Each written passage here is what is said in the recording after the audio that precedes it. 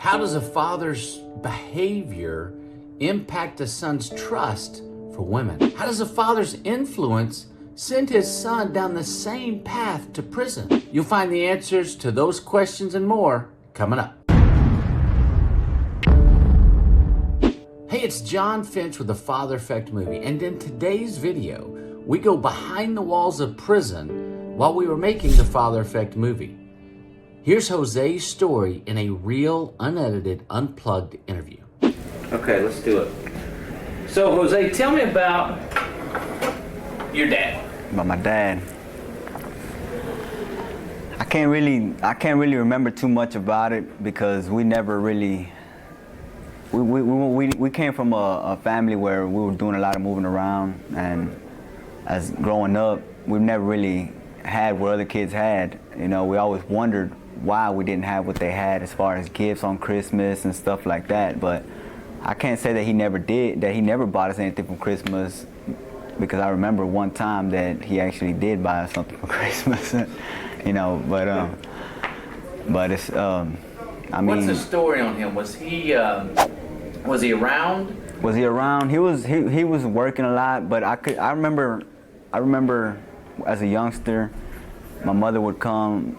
We would have to go look for him every once in a while. You know, I remember one time she came and we looked for him and he was at a bar. We had to go to a bar to find him, and you know, it was a lot of arguing going on, like at the house whenever he would be home, and it just.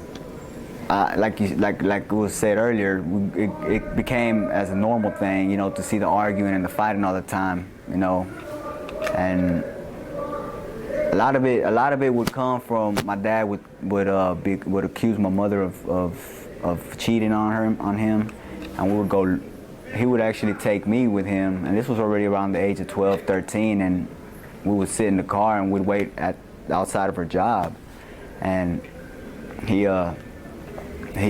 brought some bearings with him and a slingshot, and you know, this is what I was learning, you know, as a young guy. I didn't think nothing bad about it. I thought it was fun at the time, you know, because you know my dad said, well, here, look, we're gonna break these windows to this car, and you know, had me doing some, you know, writing my name down. Like he would rip up a bunch of pieces of papers and write our names down, and we'd tear it up and throw it to the ground, you know, around the guy's car. And I didn't think nothing about it, you know. I'm just, okay, what are we doing? I just thought it was a game.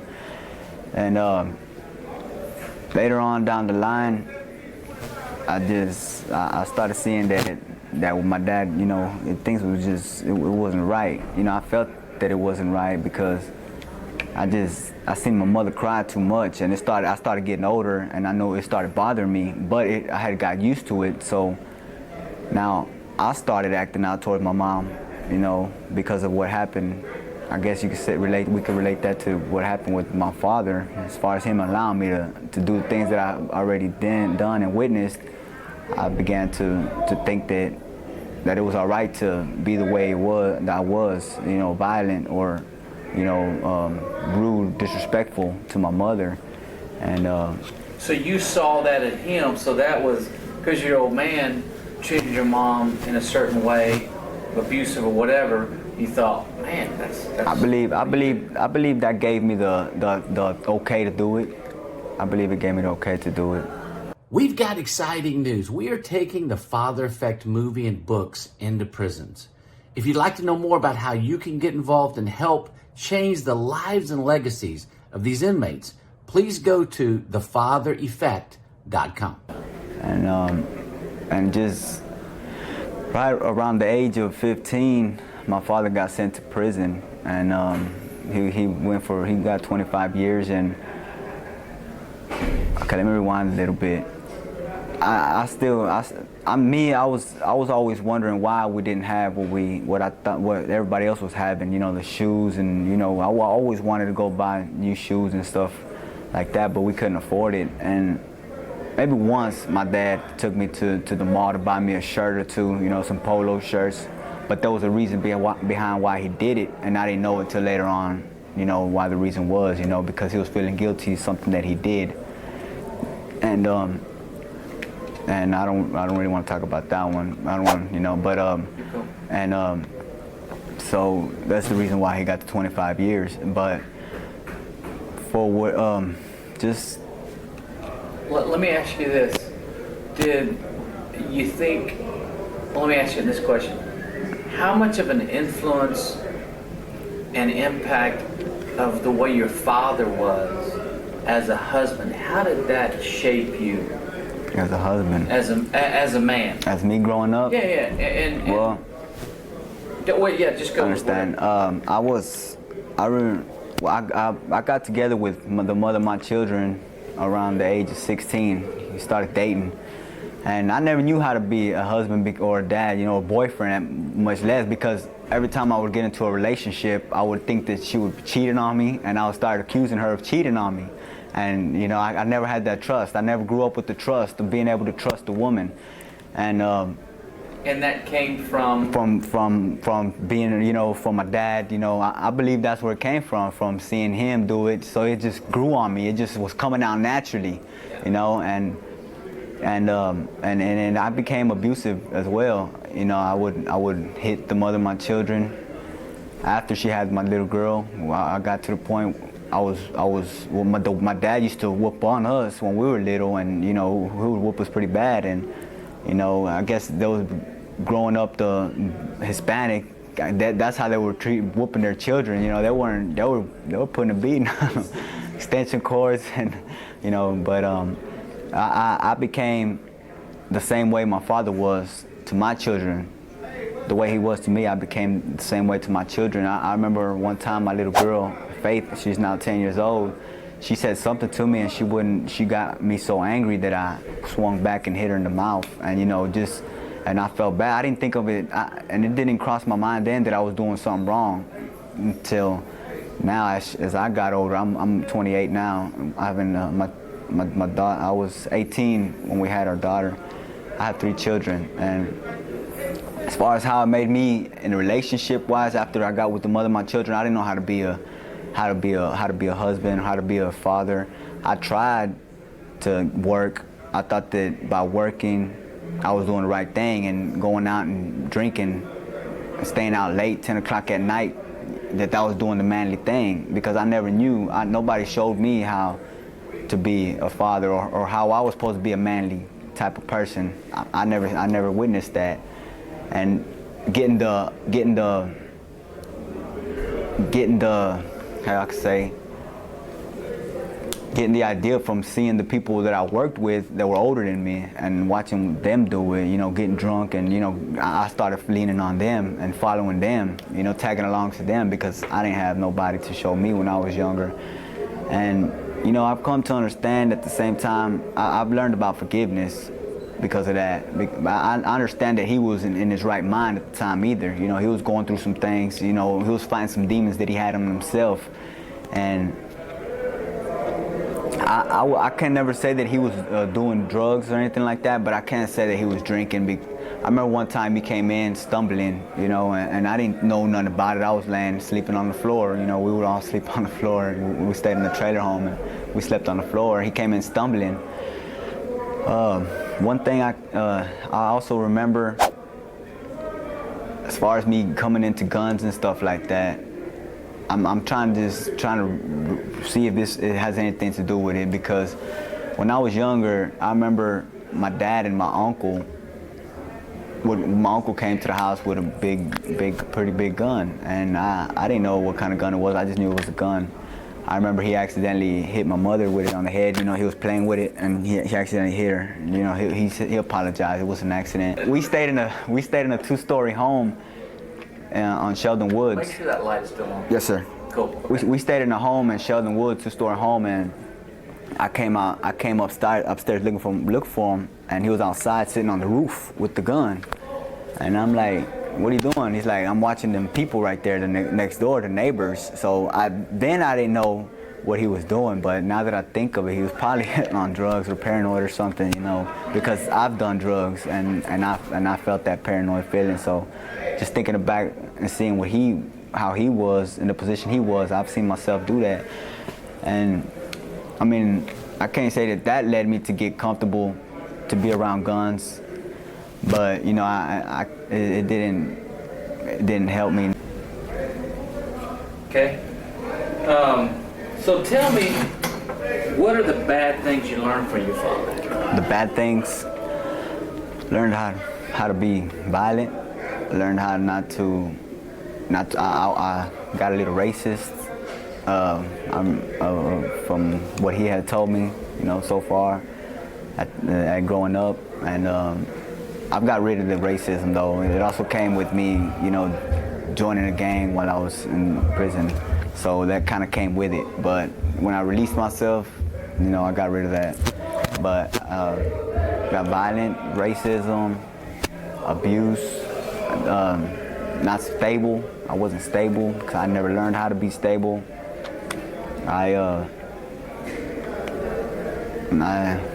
Do you think the fact that he went to prison, was there any part of that was just kind of following in his footsteps? That's just what you thought a man, that was part of a man's way of life? What do you think a little bit about that? Being in prison, him going to prison, I didn't want to follow in his footsteps as far as to what he went to prison for, but at a young age, I did see myself going to prison because I knew that the life that I was beginning to live, the going out and the drinking, the doing drugs, and eventually led me to commit crimes because I didn't have nobody else. My mother didn't have enough money to support us 6 children after my dad went to prison because it happened so fast. I went out and committed crimes, started robbing stores and stuff like that. I don't know if that kind of relates to it. No, and in the sense that, I guess, and you've told a great story, I think, in terms of, I saw my father doing this, so that's what I thought was what I was supposed to do. Okay. So that's a great message because it speaks to that generational curse and that modeling thing that, unless you see it, you don't know what other than what you've seen growing up, and that could be good or bad one way or the other. But if your dad's this way, most likely you're going to grow up the same way because of that. I blamed a lot of the stuff that I was doing on the fact that my dad wasn't there because I didn't have nobody to lead me, and I felt like I had to fend for myself now, and that I was the man of the house. And I didn't know how to be the man of the house, so my being man of the house was screaming to my sister, "Stay home, where y'all going? You stay inside." And when I would see them argue, I'd go over there and hit them because that's what I seen, And I felt like that was the only way I could get them apart was to hit them, But it was all done out of brotherly love, we still have a strong bond together, and they actually thank me for that now because I taught them how not to fight family, which they still get into little arguments here and there, but all the violent stuff and inside the family has left. But let me ask you, what do you wish your dad had done differently? I wish he would have been there. I actually was trying to get a correspondence here to write him so I could talk to him, to clear up some of the wounds that come from the father, the empty father wound. I actually wanted to get in touch with him. Can you repeat that question again? What is the one thing you wish your dad would do differently? Okay. I'm sorry, I just messed up. Would he have done differently? Let me ask you again. What's the one thing you wish your dad would have done differently? I wish he would have, cared. Showed me love. Let me know that I was somebody, and show me how to fend for myself. Without me having to go do it on my own and doing it the wrong way. Because I seen that he was working. He did work. I could say that he did keep a job, and that we always had food. Well, when he was there, we always had food. When he left, it was hard. It was struggling,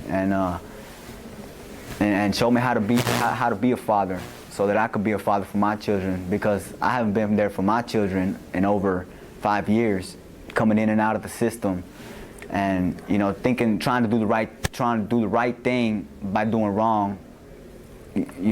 As far as stealing and selling drugs or whatnot, and I did wish he would have showed me how to love.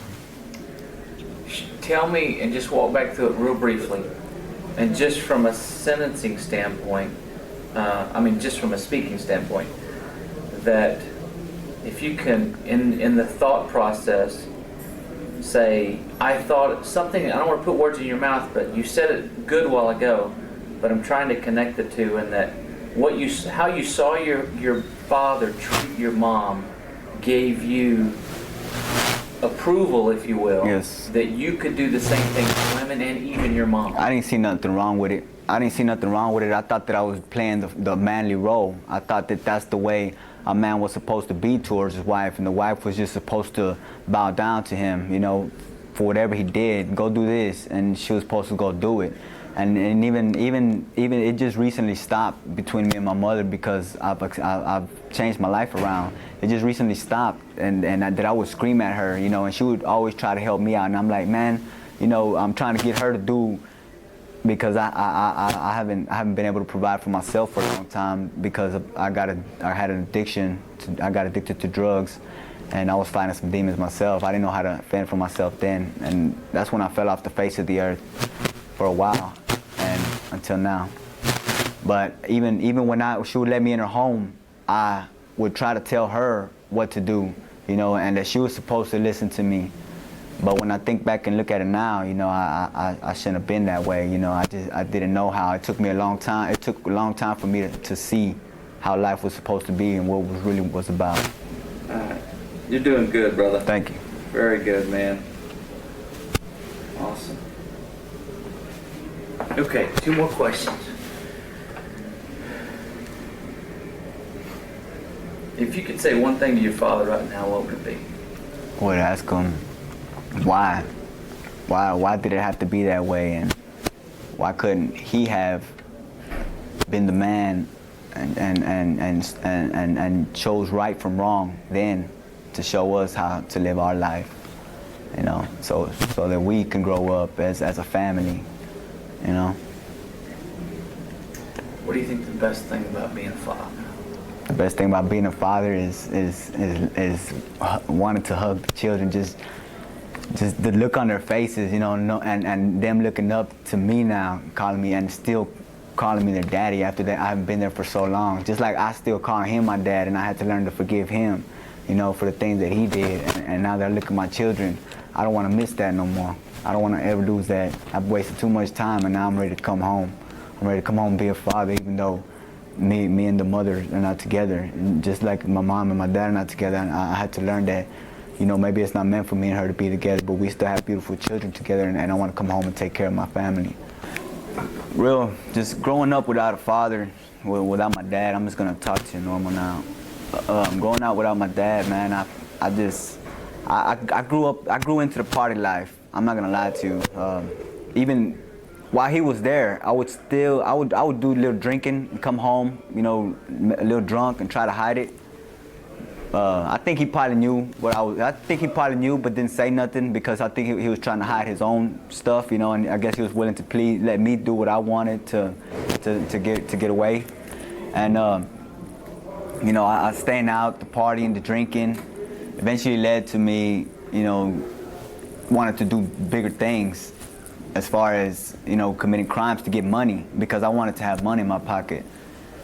And that was a thing going on back then. And listen to music. I loved to listen to the music. The music, you know, just enabled me to go a little further, you know, because I wanted to be like the people that were singing the music, you know, the rappers. That's who I would look up to, because there was nothing for me to look up to at home, because it was boring, you know, or at least I thought it was. But there was a lot of secrets going on that I didn't know about, you know, and keeping me outside, you know.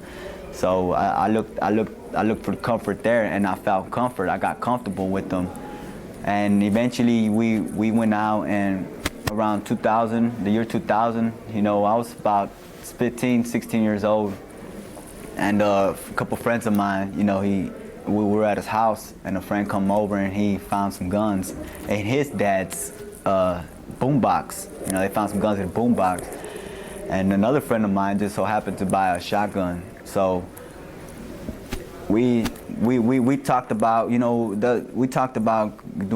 getting some money, and he's like, man, you want to go rob some stores? I said, I said, it don't matter. I said, let's do it. You know, I got to that point where I was willing to do whatever. You know, I thought I was down. I was being down. I was keeping it real. You know, that was the street. That was the street way of living. You know, especially I wasn't growing up. I didn't feel like I had a dad at home, so I was keeping it real, just being true to my friends. You know, because that was my family now, and so we went out robbing stores, and about four stores later, ended up getting caught. Almost miraculously, by God's grace, that nobody got hurt on the first one, because we actually had a friend of mine had to, you know, shoot at some people, you know, to get away. And I'm 16 years old and thinking this was all fun. You know, I was kind of scared, but when we got away, I was like, man, you know what? We could do this again. You know, I woke up the next day, and the next day I thought it was a dream, waking up with the money, you know, in my shoe, because back then I was having dreams that I would wake up with money, and I'd look, and it was gone. Well, this time I looked in my shoe, and the money was there. I was like, man. And as soon as I woke up, my friends come knocking on the window. Hey, man, let's go to the mall, man. Let's go to the mall. I said, man, let's go. I said, let me go. I'm going to ask my aunt to take us. So I asked my aunt to take us. We ended up going to the mall and spending the money. And that's how I you know, the stuff that I couldn't get from my dad, I ended up getting it for myself. But at this time, my dad was already gone. He already went to prison, probably about a few months later down the road. So the stuff that my mother couldn't provide for me, because we were struggling with the money, and she was working at restaurants at the time, you know, because of her legal status here. And so I bought my first pair of Jordans with that, because that's what everybody was getting, and I wanted the same thing. And you know, I thought I was doing the right thing, or at least I thought I was being a man. I was like, man, this is how it's supposed to be. You know, I didn't think I was being a man, but I knew I was doing what I wanted to do, and I was getting what I needed, or I thought I needed. So it later on went down the line to you know, getting the violent part. You know, at this time I started growing up, and we ended up, you know, a lot of the fighting was going on, and it was to the point where people would look at each other, and you know, you look at you the wrong way, man, what you looking at, you know, or if you didn't say nothing, you felt like you was being, you know, being punked or whatever. And you know, and we wanted to be men back then. You know, man, it was the manly thing to do, was to look at the guy and say, what's up? What you looking at? You know, what you talking about? And right then, the other guy already knew, hey, man, we finna fight, you know, because he ain't gonna back down and I ain't gonna back down, and we already know what's gonna happen after this, and that's what it is. We ended up, you know, just going at it, going a few rounds or two. Are you good? All right, we're good. And shook hands and walked away. And it was stupid, because the way we were living like that, and it was a thing to do back then. That's how everybody was growing up. And man, you know, I gotta thank God, because I ended up, went down the line, I was doing so much cocaine at a young age that I didn't realize I was getting addicted to it. I ended up selling cocaine, and I started getting addicted, a little more addicted to it, one day, me and my cousin would snort a half an ounce of cocaine in 2 days. And that was not normal, because it just wasn't normal. And I didn't know I was addicted. Like I said, I didn't. And a friend of mine came one day. We ran out of cocaine, and I ended up doing. He said, "Man, let's try some of that crack cocaine." So we tried the crack cocaine, and I didn't feel nothing. I didn't feel nothing, you know, that first time. And a few more times after that, you know, I wanted to do it myself, you know, and I didn't even know I was hooked in. I had the taste coming down my mouth, and I went and did it by myself, and I ended up that's how I started to fall off and just lost myself in the world because of the drugs, and it got to the point where that's how I lost my family, I lost my kids because of that. You know, and not just that just added along to the fact that I was already abusive, you know, to my wife, you know, leaving, cheating all the time, and you know, not take care of my business like I was supposed to.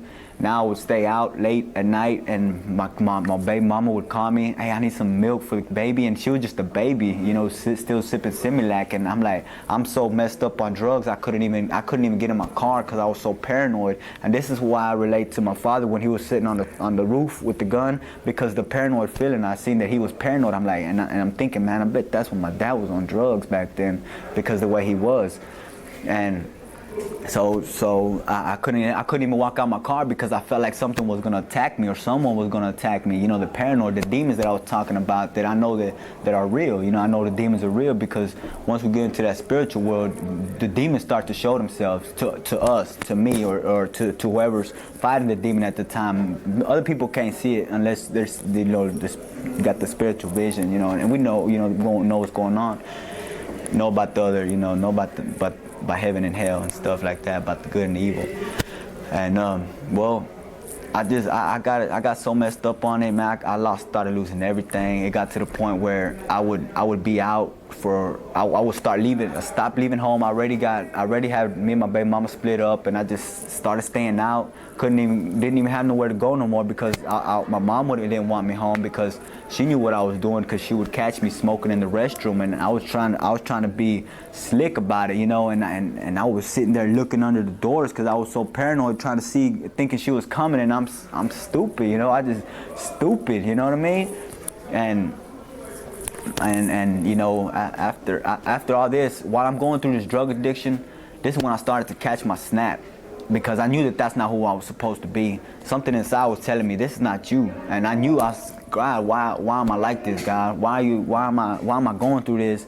And the only thing that I could hear was, well, you did it to other people, because I hurt people's families when I would sell them drugs, and I would pawn their toys, you know, their PlayStations and stuff like that for a dime or a 20. So I knew that it was happening to me. You reap what you sow. I knew it was happening to me, but I knew it wasn't gonna last long, you know. And it's been about 7 years, but during all this time, that's when I started realizing all the stupidity that I did, and I started realizing that where my father was kind of coming from, you know, the demons part, as far as that, well, I could actually forgive him for, you know, the things that he did, because I knew that he wasn't in his right mind, because I wasn't in my right mind, and I was out there doing things that I wasn't supposed to be doing, and you know. And it's the same thing too, and I didn't ask you this, I don't think, but the idea that, I don't know if you knew what his father was like. Most likely. Yeah, I didn't. He probably went through the same thing. Probably the same thing. So it takes you young guys saying, break the curse. No more, man. Break the curse. Yeah, that curse is broken, and I'm taking my legacy as a father and as a man down a different path. And I just want to finish with this. I gotta thank God that during this time I called out to God, crying to Him, like my brother said earlier. They were sitting here. He said that you know, God started showing me, you know, that's not the way you're supposed to live. That's not you. So I started calling out to God, and I knew, and it took for me to come a few times. You know, I've been in state jail for about 2.5 years. You know, I've probably been out for about three months. I've been in and out 2.5 years 3 times. You know, when I finish here, it's gonna be 2.5 years.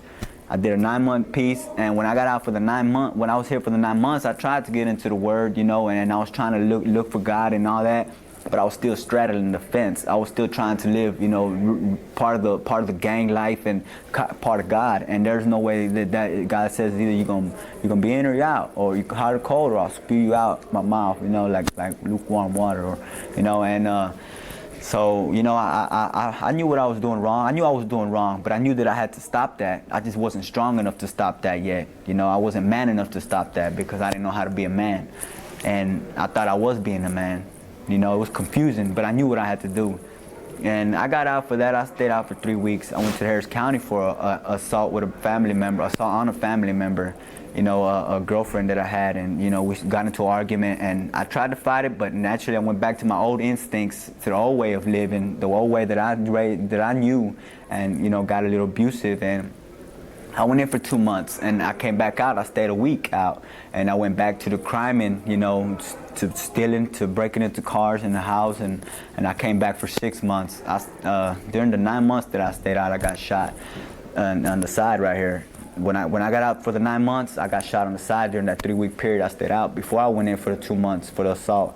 I got out for that for a week, and I came back in for 6 months. After I got out for the 6 months, I got shot in my back for going back to the same thing and I never went to the hospital for none of them, but I knew God was on my side because I was still able to walk and I was still breathing. And this is how God got my attention, finally got my attention, because I know that if I go out there again to live the same life, I'm gonna die, because the way that I am when I'm not living my normal life, when I'm not living the way God wants me to live, I'm doing the devil's work, and that does nothing but open the door for me for hell. And I was already close, so I know if I go back, I'm just gonna start off right where I left, and I'm just gonna get deeper, and that's it for me. And I know this in my heart, so.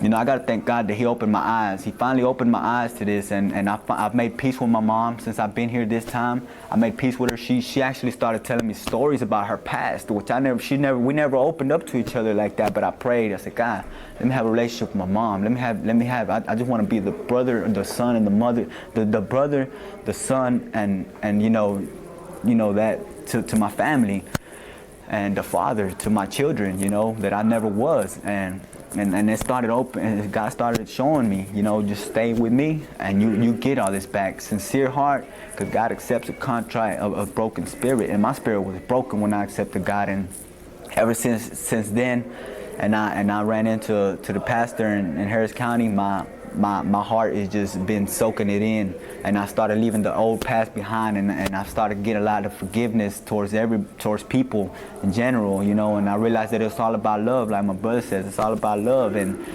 that's where I'm at now, and I just got to thank God for that, and I'm ready for the next level, and I thank God for that, you know. He opened my heart.